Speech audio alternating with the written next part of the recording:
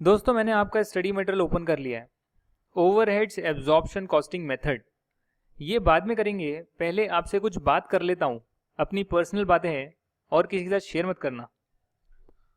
दोस्तों ये देखिए, हमारा बैच बने हुए काफ़ी टाइम हो गया और करीब करीब आपकी 25-26 क्लासेस भी हो गई हैं। तो 25-26 क्लासेस तक तो एक आम इंसान बता देता है कि भाई समझ में आ रहा है या समझ में नहीं आ रहा। बहुत अच्छा समझ में आ रहा है, सारे क्वेश्चंस हो रहे हैं या नहीं हो रहे, नोट्स पढ़कर समझ में आ रहे हैं या नहीं आ रहे। पर आप लोगों ने तो मुझे कोई भी रिप्लाई नहीं किया है। No reply sir. आप किस दुनिया में मस्त हो गए हैं बैच लेने के बाद? अगर ये क्लास आप देख रहे हैं तो जागो, जागो मेरे बच्चों, जागो। आप सभी से अनुरोध करता हूं कि अगर आपको समझ में आ रहा है तो भी मुझे मैसेज करिए, नहीं आ रहा तो भी मैसेज करिए। नहीं तो स्टडी ग्रुप की फैसिलिटी आपको दी है एंड्रॉयड एप्लीकेशन में, उस एंड्रॉयड एप्लीकेशन को डाउनलोड करिए। सुंदर सी एंड्रॉयड एप्लीकेशन आपके मोबाइल पर ओपन होगी। उसके बाद यहाँ पर अपनी प्रोफाइल पिक्चर लगाइए। क्लिक करने के बाद 50 KB से कम की साइज़ होना चाहिए। तो पहले इमेज साइज़ को कंप्रेस कर लेना, यहाँ पर अपनी फ़ोटो लगा देना सर। और उसके बाद यहाँ पर हमारी जो ऐप है उसमें स्टडी ग्रुप को ज्वाइन कर लेना।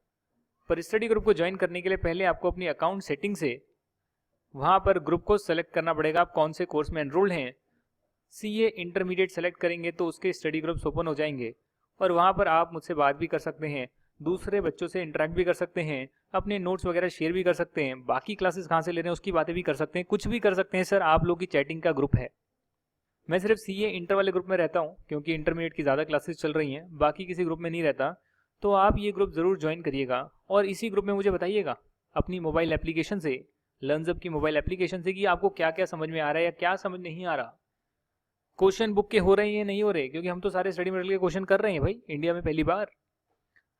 ठीक है जी, तो हम अभी कर रहे हैं स्टार्ट। यहाँ पे overhead absorption costing method questions करेंगे इसके। आप यहाँ देख सकते हैं इंट्रोडक्शन गिवन है, ऑफिस एडमिनिस्ट्रेटिव ओवरहेड होते हैं, सेलिंग ओवरहेड होते हैं, फिक्स्ड ओवरहेड, वेरिएबल ओवरहेड होते हैं, सेमी वेरिएबल भी होते हैं, इनडायरेक्ट मतलब indirect expenses, indirect employ cost, काफ़ी चीज़ें होती है, सारी हमने पढ़ ली है।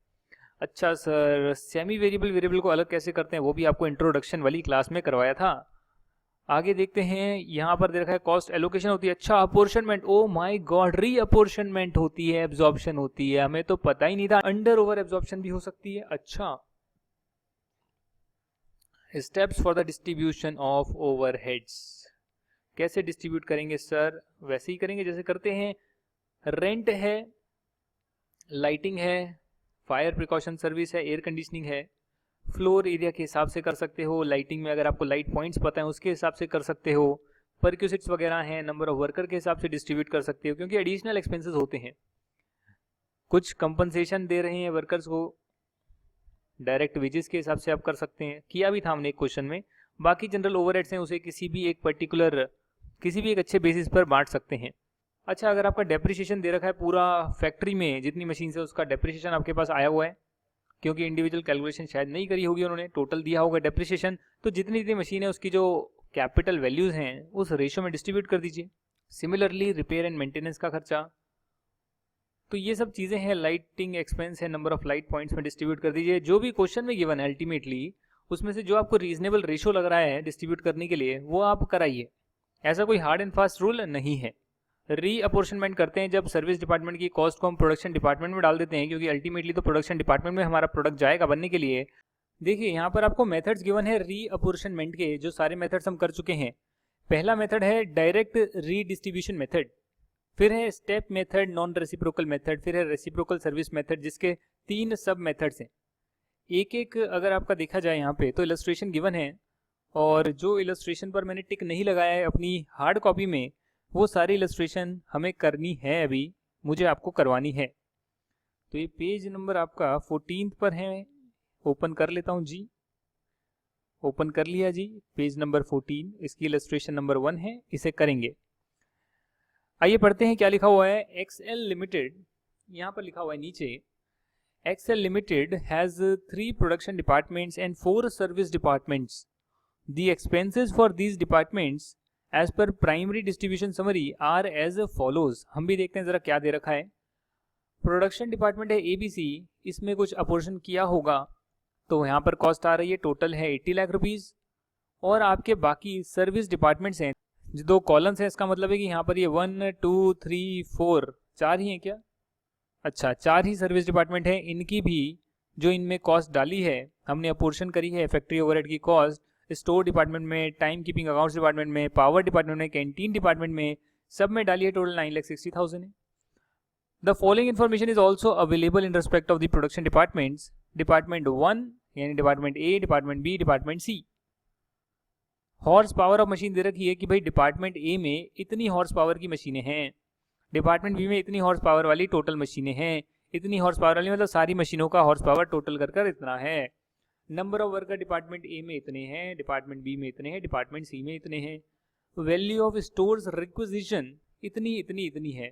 तो ये 3 कुछ आपको दे रखा है और आपको अपोर्शन करनी है, यानी कि रीअपोर्शन करनी है एक तरह से cost of service department over the production department. और मेथड कौन सा आप यूज कर रहे हैं, मेथड का नाम नहीं लिखा बट आप लिख लीजिए यहाँ पर कि आप डायरेक्ट डिस्ट्रीब्यूशन कर रहे हैं, यानी कि पहले आप प्रोडक्शन डिपार्टमेंट के सारे एक्सपेंसेस यहाँ लिख लेंगे। 30 लाख, 26 लाख, 24 लाख, टोटल 80 लाख। और जो सर्विस डिपार्टमेंट है उसका डायरेक्टली 1 2 3 4 सारे डिपार्टमेंट का प्रोडक्शन डिपार्टमेंट में बांट देंगे। जैसे कि स्टोर डिपार्टमेंट है तो स्टोर डिपार्टमेंट का जो टोटल खर्चा है जो उसमें आया था वो है 4 लाख रुपीज़ का, और मैं स्टोर डिपार्टमेंट के एक्सपेंसेस हैं प्रोडक्शन डिपार्टमेंट में बांट दूंगा। किस में बांटूंगा सर, कोई रेशो तो होना चाहिए। हाँ, वैल्यू ऑफ स्टोर रिक्विजिशन मुझे लगता है अच्छा स्टोर डिपार्टमेंट के लिए वैल्यू ऑफ स्टोर रिक्विजिशन के रेशो में स्टोर डिपार्टमेंट के एक्सपेंसेस जो हैं वो डिस्ट्रीब्यूट कर देता हूँ प्रोडक्शन डिपार्टमेंट के अंदर, क्योंकि अल्टीमेटली प्रोडक्शन डिपार्टमेंट ने जितना रिक्विजिशन करी है स्टोर से उसी रेशो में स्टोर डिपार्टमेंट के खर्चे इस प्रोडक्शन डिपार्टमेंट में जाने चाहिए। तो चले गए सर, रेशो गिवन है, क्वेश्चन में गिवन है, 4 लाख क्वेश्चन में गिवन है, आपको क्या करना है, बांटना है। आपने बांट दिया डायरेक्ट मेथड से।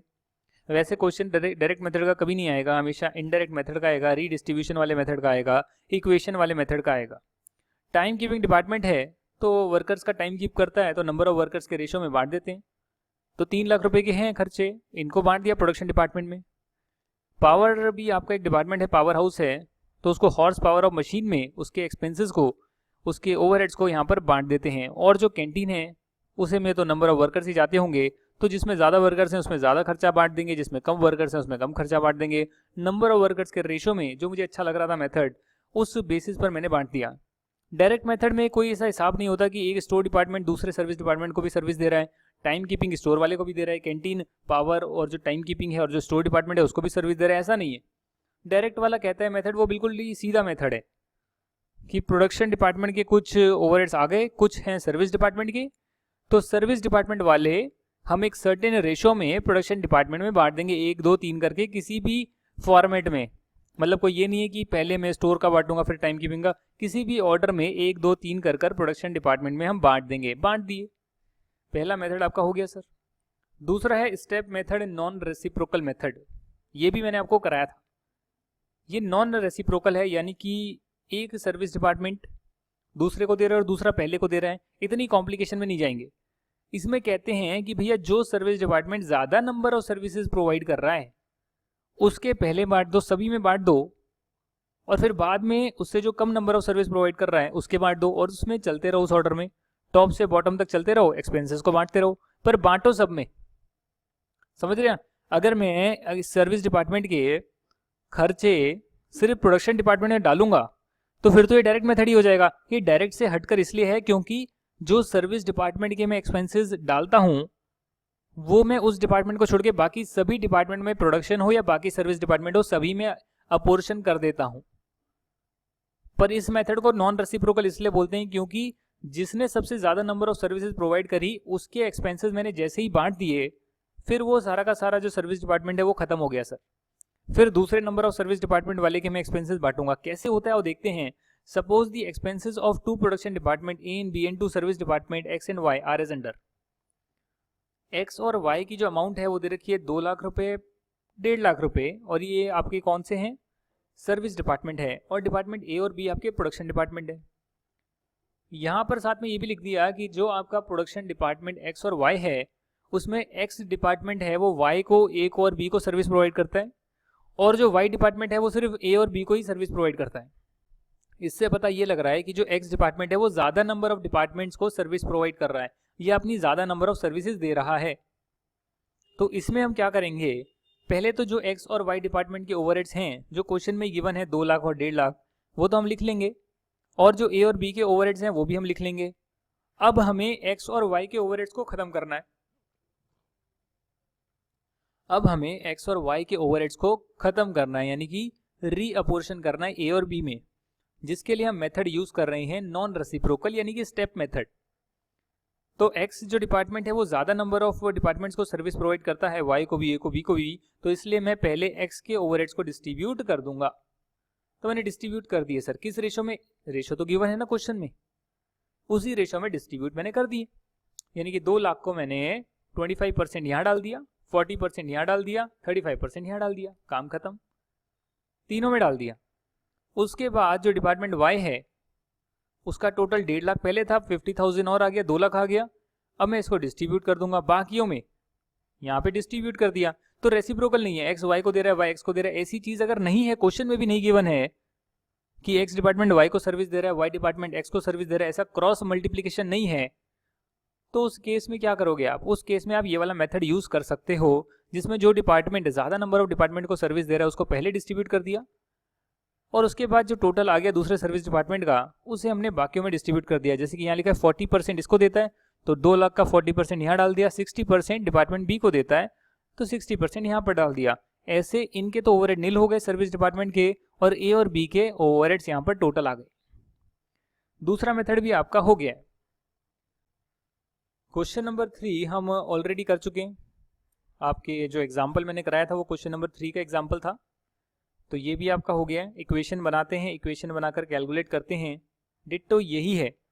और जब आपका इक्वेशन के बाद एक्सपेंसेस आ जाते हैं तो फिर हम उसे डिस्ट्रीब्यूट कर लेते हैं। जैसे हमारे क्वेश्चन में 338462 आए थे, और पंप हाउस के, पंप रूम के 76923 एक्सपेंसेस आए थे। आप ज़रा अपनी कॉपी चेक करिएगा, जो भी कॉपी आपने बनाई है जिसमें आपने नोट्स लिखे हैं उसे चेक करिएगा।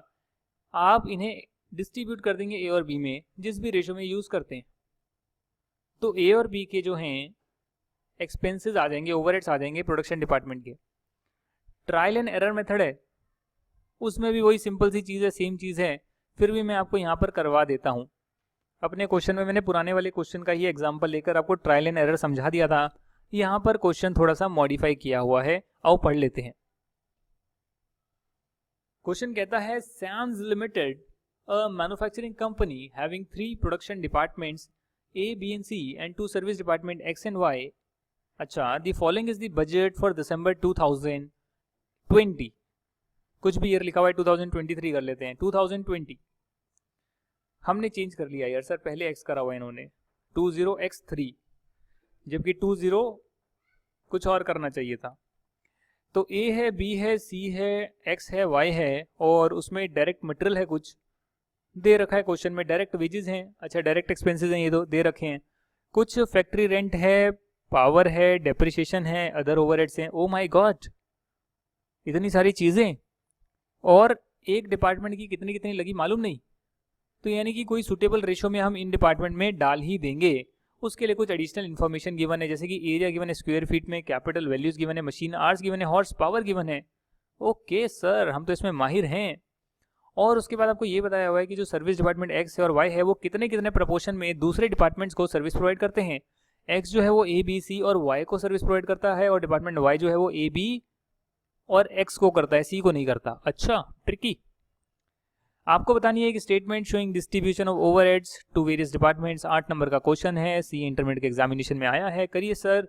Statement showing redistribution of service department expenses to production department using trial and error method. Method given है, मेथड में क्या करेंगे पता होना चाहिए, बट पहले तो आप डिस्ट्रीब्यूट कर दीजिए सर। डिपार्टमेंट एक्स है और डिपार्टमेंट वाई है, उसकी जो डायरेक्ट मटेरियल और डायरेक्ट वेजेस हैं वो एक्चुअली में तो इनडायरेक्ट एक्सपेंस है ना, क्योंकि डिपार्टमेंट एक्स और वाई में प्रोडक्शन नहीं हो रही, हमारा प्रोडक्ट नहीं बन रहा सर।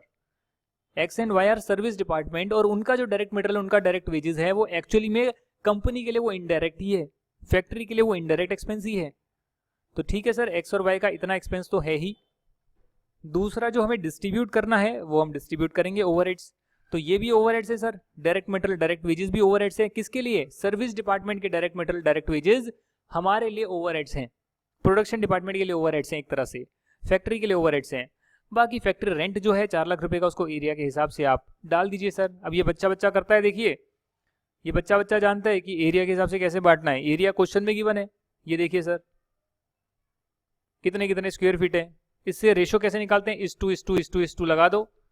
अगर सभी जितने भी फैक्टर्स हैं यहाँ पर, जितने नंबर्स हैं, किसी एक पर्टिकुलर नंबर से कैंसिल हो सकते हैं तो उसे आप कैंसिल कर दीजिए। जैसे 5 से कट सकते हैं या 25 से कट सकते हैं, उसे काट दीजिए और इसको लोएस्ट फॉर्म में ले आइए तो एक पर्टिकुलर रेशो आ जाएगा। नहीं भी करेंगे तो कोई नुकसान नहीं है, 500:250:500:250:500 लिखेंगे, कोई दिक्कत नहीं है सर। ठीक है जी, उस एरिया में डिस्ट्रीब्यूट कर दिया है, एरिया के रेशो में डिस्ट्रीब्यूट कर दिया है। सिमिलरली जो पावर का खर्चा है पूरी फैक्ट्री का गिवन है, आप अलग अलग डिपार्टमेंट में horse power of the machine के हिसाब से डाल देंगे। ABCD, अच्छा डी है ही नहीं, ABC और XY। डेप्रिसिएशन को कैपिटल वैल्यूज के हिसाब से बांट देंगे, जो भी आपको सही मेजर लग रहा है उसके हिसाब से। बाकी ओवरहेड्स को मशीन आवर्स के हिसाब से बांट देंगे। तो ऐसे कर कर A के ओवरहेड्स आ गए, B के आ गए, C के आ गए और XY के ओवरहेड्स आ गए। मतलब उनके डायरेक्ट वेजेस, डायरेक्ट मटेरियल है, वो भी हमारे लिए तो ओवरहेड्स ही है। तो ओवरहेड्स आपके टोटल आ गए X और Y के। अब हमें रीडिस्ट्रीब्यूट करना है, यानी कि इसको बोलते हैं रीअपोर्शनमेंट। अपने पेपर में आप लिखेंगे तो रीअपोर्शनमेंट लिख कर आएंगे, या रीडिस्ट्रीब्यूशन लिखना है वो भी लिख सकते हैं, प्यार से रीडिस्ट्रीब्यूशन बोलते होंगे। तो सर्विस डिपार्टमेंट जो X एंड Y है उसके ओवरहेड्स आ गए हैं 4,75,000 X के हैं, 5,35,000 Y के हैं। X और Y के ओवरहेड्स को हमें डिस्ट्रीब्यूट करना है, किस में करना है सर, किसमें A, B और C में करना है। मेथड जो बोला यूज करने के लिए बोला trial and error method. Trial and error method बोलता है कि पहले आप डिस्ट्रीब्यूट करिए सर, X डिपार्टमेंट के आपने एक्सपेंसेस को डिस्ट्रीब्यूट करा तो Y के हिस्से में कितना जाएगा सर, 10% जाएगा। कैसे पता सर, क्योंकि X जो है उसकी सर्विस A तो यूज कर रहा है, B तो कर रहा है, C तो कर रहा है, बट Y भी यूज कर रहा है 10%, और Y की सर्विस 5% X भी यूज कर रहा है। तो मैंने क्या करा, मैंने कहा X और Y डिपार्टमेंट ले लिए मैंने, बाकी डिपार्टमेंट हाइड कर दिए एक बार, और ये माना कि X डिपार्टमेंट ने सबको सर्विस दी जिसमें से Y को भी दी 10%। तो Y इतना हो गया सर ऐड कर कर। Y जो है सबको सर्विस देता है बट उसमें 5% X को भी देता है, तो X इतना आ गया। अब X के पास फिर X आ गया, तो X सर्विस दे रहा है तो फिर उसको मैं अपोर्शन करूंगा 10% Y के नाम डाल दूंगा, और ये चलते रहेगा यहाँ तक जब तक ये जीरो नहीं हो जाता, एक तरह से नेग्लिजिबल नहीं हो जाता। फिर मुझे पता लग गया कि X के खुद के तो थे ही 4,75,000 एक्सपेंस, बट साथ में अगर Y वाले भी मैं यहाँ पर डाल दूं तो X के इतने हो जाएंगे सर टोटल, और जो Y के थे 5,35,000, अगर मैं उसमें X के भी जोड़ दूं, जो X Y को सर्विस दे रहा है, तो उसमें जितने ओवरहेड्स Y के नाम आने चाहिए वो भी ऐड कर दूं, तो टोटल Y के आ जाएंगे 5,85,413। अब हम क्या करेंगे, अब हम कुछ नहीं करेंगे सर, ये इसको काट दीजिए, इसे मैं कर दिखाऊंगा, उस हिसाब से करेंगे, बुक के हिसाब से नहीं करेंगे, जैसे मैं करके बता रहा हूँ वैसे आप करेंगे। तो X के जो हैं खर्चे और Y के जो हैं ओवरहेड जो हैं आफ्टर जो भी एक दूसरे को ये देते हैं सर्विस, उसके बाद आ गई हैं 5,04,271, 5,04,271, और Y के आ गए हैं 5,85,413। आई थिंक इतने ही है, राइट। जो आपके A है डिपार्टमेंट, B है डिपार्टमेंट, C है, उसके तो ओवरहेड यहाँ पर दे ही रखें। इसमें हम ऐड कर देंगे X और Y के ओवरहेड्स, इन्हीं 3 डिपार्टमेंट में बांट देंगे। किस रेशो में बांटेंगे आओ देखें। सबसे पहले मैं बांटता हूं, अच्छा सबसे पहले मैं बांटता हूं A को 45% देता हूं, तो A, B और C इसमें X के जो हैं ओवरहेड्स को मैं रीडिस्ट्रीब्यूट कर रहा हूं। किस रेशियो में डिस्ट्रीब्यूट करूंगा सर, क्वेश्चन में गिवन है 45% यहां डाल दीजिए, तो 45% कैलकुलेटर से कैलकुलेट करेंगे जी।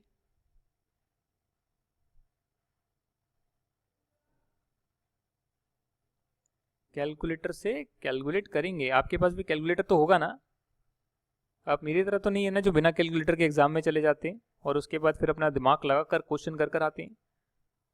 45% था जी, 0.45 कर दीजिए, आ गया 226 921.9।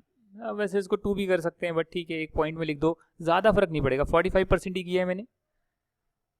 B के नाम जाएगा 15%, ठीक है जी, B के नाम हम 15% डालेंगे। 40504,271 मल्टीप्लाई बाय 15% बी के नाम गया 75640। आप चाहें तो राउंड ऑफ करके लिख सकते हैं, पर रेट को राउंड ऑफ ना करिएगा, टोटल अमाउंट को राउंड ऑफ कर सकते हैं। और 30% सी के नाम डाल दीजिए। अच्छा, 30% सी के नाम डाल दीजिए। ओके ओके सर, ओके डालते हैं। 504271 मल्टीप्लाई बाय 0.30 आ गया 151281। 0.3 भी आ रहा है, बट ठीक है। नीचे क्या किया हुआ है वो देख लेते हैं। 226900, 226900 थोड़ा सा राउंडिंग ऑफ का एरर है। उन्होंने जो रेशो लिया है और हमने जो रेशो लिया है उसकी वजह से ऐसा हो रहा है। 75600, 75640, 15300, 15281, एक तरह से क्या किया इन्होंने, 100 में राउंड ऑफ ही कर दिया है। रेशो ऐसा लिया है, उस वजह से नंबर ऐसे आ रही हैं। आप y को रीडिस्ट्रीब्यूट कर देंगे, y के जो ओवरहेड्स हैं उसे आप रीडिस्ट्रीब्यूट कर देंगे, जो कि है 585413, और आप इसी रेशो में करेंगे। बुक में थोड़ा सा आंसर गलत है, इसलिए मैं यहाँ पर आपको दिखा रहा हूँ। 60% आप यहाँ डाल देंगे। कैसे करेंगे सर आप? 585413 का 60% है क्या?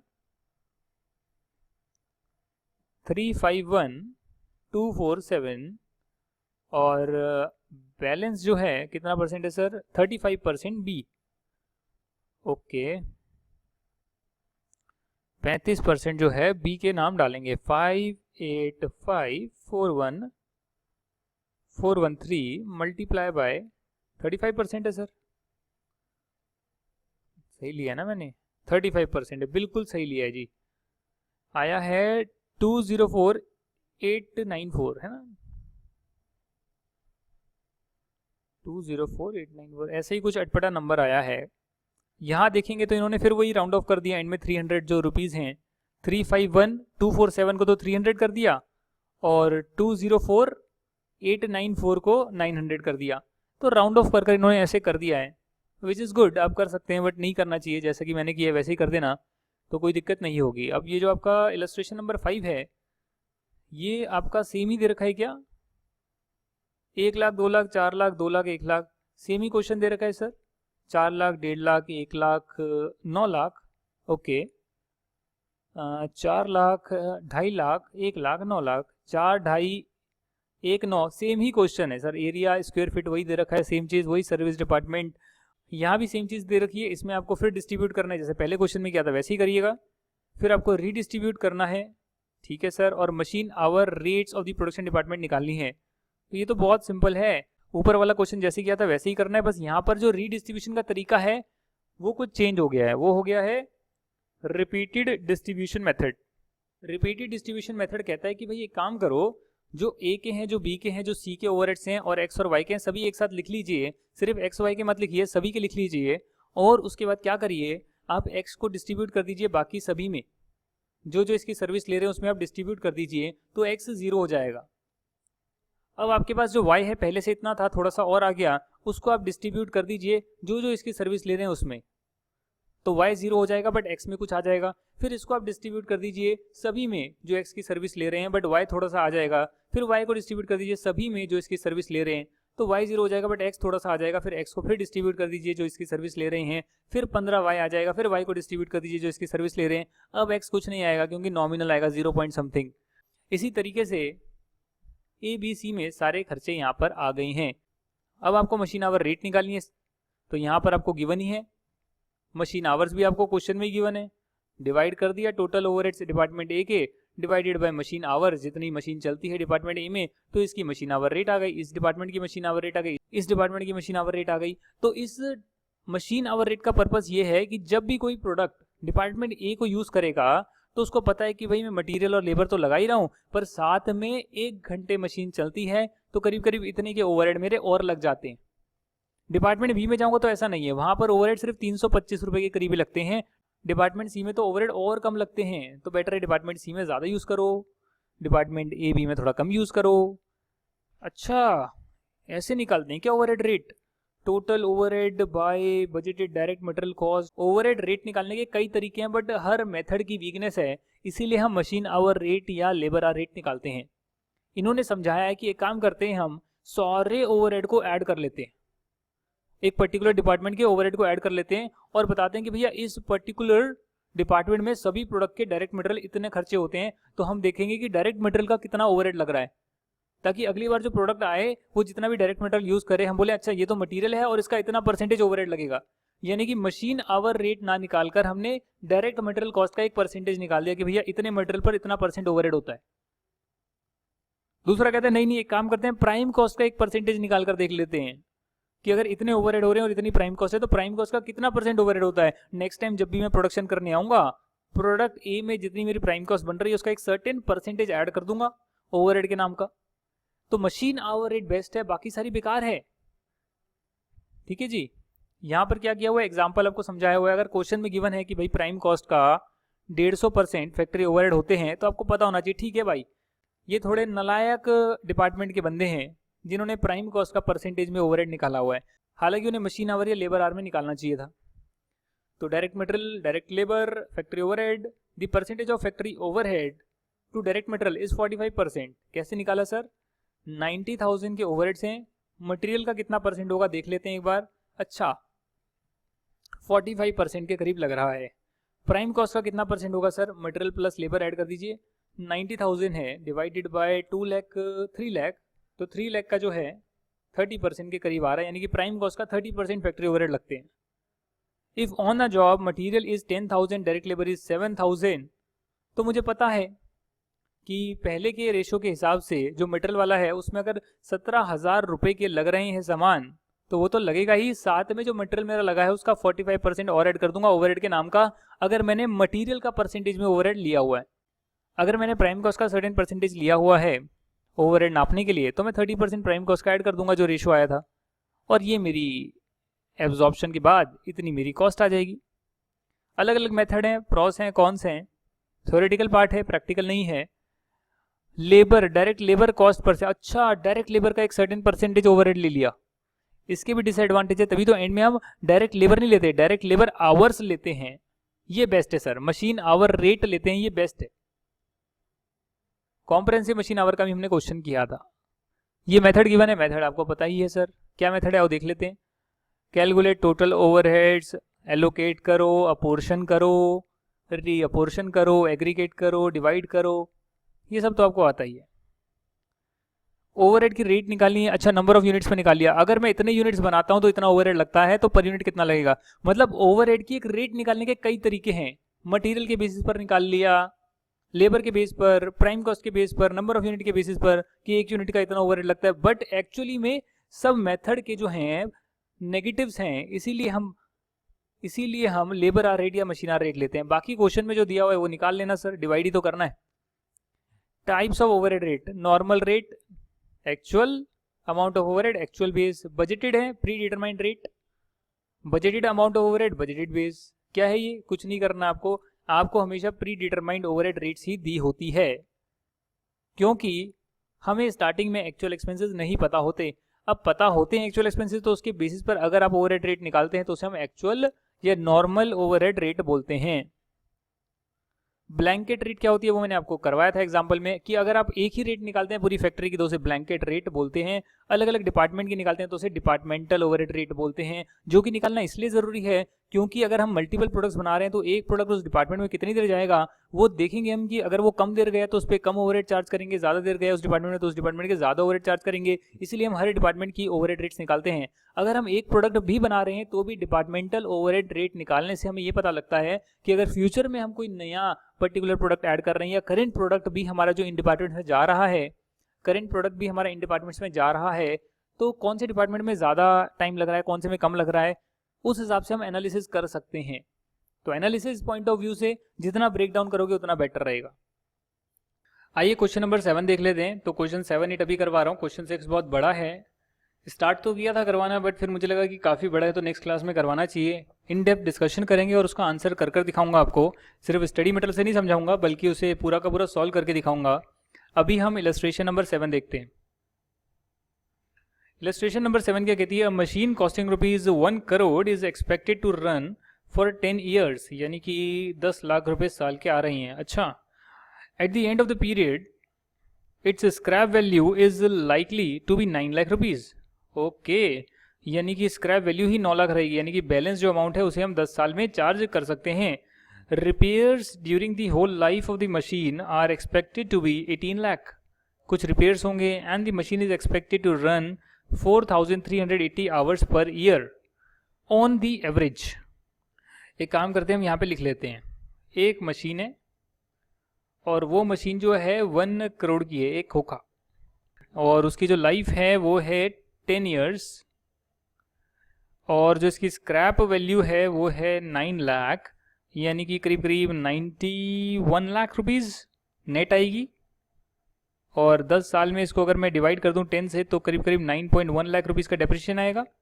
ओके, रिपेयर्स भी गिवन है, क्वेश्चन में जो गिवन है उसको एक बार ना वर्किंग नोट्स बनाकर डिटेल्स को लिख लो सुंदर तरीके से। 18 लाख के रिपेयर्स हैं पर एनम है, नहीं, पूरे होल लाइफ में सर 10 ईयर्स में रिपेयर्स इतने होंगे, ऐसा लिखा हुआ है। और लिखा हुआ है कि पर ईयर जो है 4380 आवर्स मशीन चलेगी, ठीक है, ऑन एन एवरेज। अच्छा, ऑन एन एवरेज इसलिए लिखा है क्योंकि स्टार्टिंग के दिनों में थोड़ा सा ज़्यादा चलती है और उसके बाद फिर धीरे धीरे कम होती रहती है, मशीन की क्षमता धीरे धीरे कम होती रहती है। इसकी इलेक्ट्रिसिटी जो कंजम्पशन है वो है 15 यूनिट्स पर आवर। ओके, और एक यूनिट का रेट कितना है सर? अच्छा, और पर यूनिट का जो रेट है वो है 5 रुपये पर यूनिट, है ना, 5 रुपये का रेट है पर यूनिट। आगे देखते हैं, द मशीन, क्वेश्चन में ओपन कर रहा हूँ, the machine occupies 1/4 of the area of the department, तो इसको सर्कल कर लो, 1/4 एरिया। अच्छा, and has 2 points out of a total 10 of lighting, मतलब लाइटिंग के 2 पॉइंट्स हैं, लाइटिंग 10 होगी टोटल, उसमें से 2 पॉइंट इसके हैं। The foreman has to devote about 1/6 of his time to the machine, तो मशीन को चलाने में बंद करने में उसका 1/6 टाइम चले जाता है। मंथली रेंटल भी है डिपार्टमेंट का 30,000 रुपीज़ का, और जो लाइटिंग चार्जेस हैं वो है 8,000 पर मंथ के, पूरे डिपार्टमेंट के हैं सर, मशीन के नहीं है, पूरे डिपार्टमेंट के। फोरमैन की मंथली सैलरी गिवन है, इससे मुझे पता लगता है कि जो रेंट है उसको एरिया में बांट देना है, जो लाइटिंग का एक्सपेंस है उसे लाइट पॉइंट्स में बांट देना है, जो फोरमैन की सैलरी है जितना टाइम वो देता है मशीन को चलाने में उस रेशो में बांट देना है। क्यों बांटना है आगे देखते हैं। The foreman is paid monthly salary of 19,200, find out the machine hour rate. अच्छा, इस मशीन पर कितना एक्सपेंसेस लगते हैं, इस मशीन पर उसे डिवाइड कर देंगे, कितने आवर ही चलेगी तो पता लगेगा। अच्छा, 1 घंटे में मशीन के कितने खर्चे होते हैं। यार देखो, ऐसा है कि हम अभी डिपार्टमेंट की रेट निकाल रहे थे, अगर उस डिपार्टमेंट में 10 मशीनें हैं तो 10 मशीनों की भी हम रेट निकाल सकते हैं। एक्चुअली में हम क्या करते हैं, सब मशीन का टोटल कर लेते हैं उस डिपार्टमेंट का, इसलिए मशीन आवर रेट आ जाती है। अगर 10 मशीनें और मैं बोलूँ कि एक मशीन कितना ले रही है ओवरहेड का एक्सपेंस, तो मैं एक मशीन पर एलोकेट करूंगा, अपोर्शन करूंगा और डिवाइड कर दूंगा नंबर ऑफ आवर जो मशीन चल रही है, तो पता लग जाएगा 1 घंटा मशीन चलती है तो इतने ओवरहेड के एक्सपेंस होते हैं। यहाँ पर बोला है एज्यूम करें इंश्योरेंस जो है 1% का करवाया होगा, and the expenses of and the expenses on oil etcetera are 900 per month. 900 रुपये के एक महीने में एक्सपेंस होते हैं, एक मशीन के लिए लगते होंगे। पर मंथ गिवन है, क्या गिवन है सर, आओ देख लेते हैं। पर एनम आपके total number of hours given है, total number of hours per month आ गए 365, इसको डिवाइड कर दिया होगा 12 से, तो 4380 को 12 से डिवाइड करोगे पर मंथ निकल कर आएगा। सारा डेटा जो आपके पास गिवन है वो आपके पास महीने का गिवन है, तो आपने देखा कि ठीक है साल का इतना है तो एक महीने का कितना होगा 365, बाकी सारा एक्चुअल डेटा जो है आपको मंथ का गिवन है ना। तो यहाँ देखिए सर, डेप्रिसिएशन आपका निकल कर आ गया, कैसे आया सर, डेप्रिसिएशन आ गया, यहाँ पर देखिए आप 1 करोड़ में आपने 9 लाख माइनस किया, 10 ईयर्स हैं और 10 ईयर्स को आपने मल्टीप्लाई बाय 12 कर दिया तो टोटल मंथ्स आ गए, एक महीने का आ गया। हमने जो निकाला था 9.1 लैक्स, 9,10,000, ये आपका आया था 12 महीने का, तो एक महीने का कितना आ गया 75,833, आप किसी भी तरीके से कर लो। स्टाइल बहुत है सर। रेंट है 30,000 का और यहाँ पर लिखा हुआ है कि 1/4 एरिया जो है वो इस मशीन ने ऑक्यूपाई किया हुआ है, तो इस मशीन के खाते में जाएगा 1/4। लाइटिंग के चार्जेस हैं 2 पॉइंट्स, यहाँ पर है टोटल 10 पॉइंट्स हैं, मतलब टोटल 10 लाइटें लगी है, 2 लाइटें इसमें लगी है, एक तरह से समझ लिया हमने।